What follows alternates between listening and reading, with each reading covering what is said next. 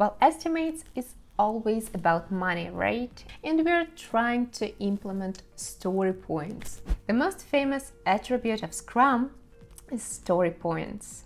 And most likely, if you talk about Scrum, story points would come first to your mind, right? At the same time, story points could be one of the most mysterious ways to estimate your project work. So let's define if story points would be the right choice for your project. Hey there! Welcome back to my project management sandbox. My name is Chris, and here we talk about managing projects, professional development, and career in IT. Make sure you're subscribed, and let's get started. In this episode, we're going to be talking about story points. So if you are in IT, and if you have ever been using Scrum, most likely you heard or even used story points on your projects. However, there might be situations when story points could not be really beneficial for your project. So in this episode, I would like to touch base on the cons for using story points, and by the end of the video, you will clearly see when it is appropriate to use story points on your projects and when potentially story points may not be the best choice. To clear it up, Agile doesn't equal story points, okay? So story points is a feature of Scrum, and Scrum is only one framework under the Agile methodology.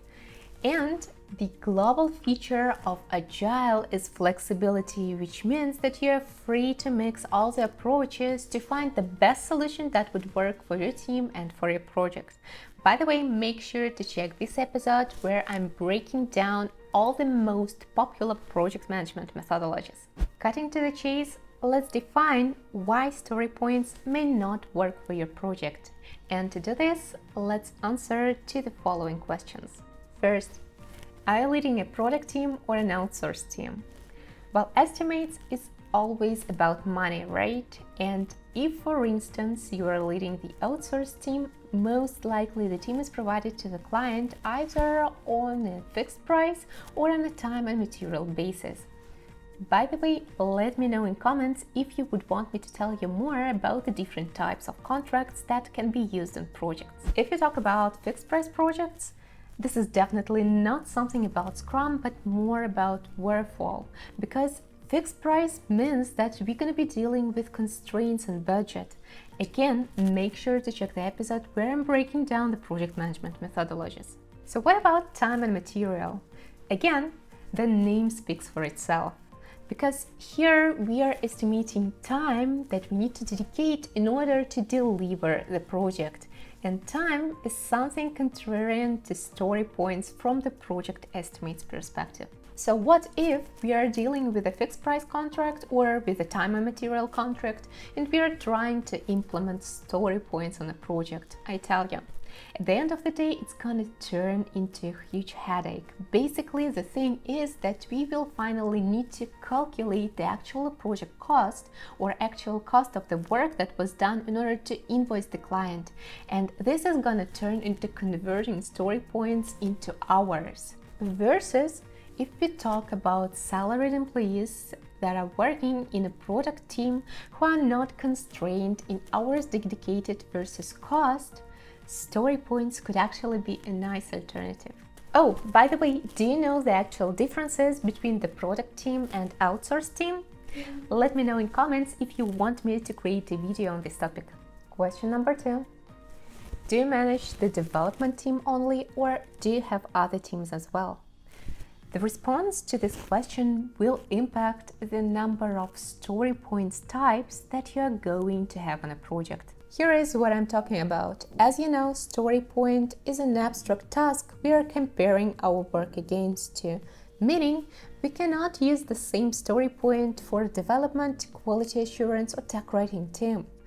Can you imagine a tech writer who's comparing his work to writing a few lines of code? I don't think so. The value and the idea of a story point can vary across different teams, and that is something natural.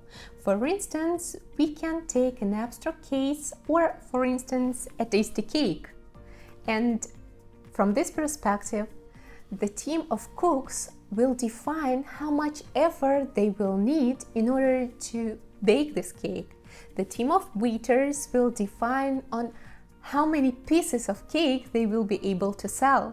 And this team of students who is visiting this coffee shop will define how much effort they would need in order to eat this cake.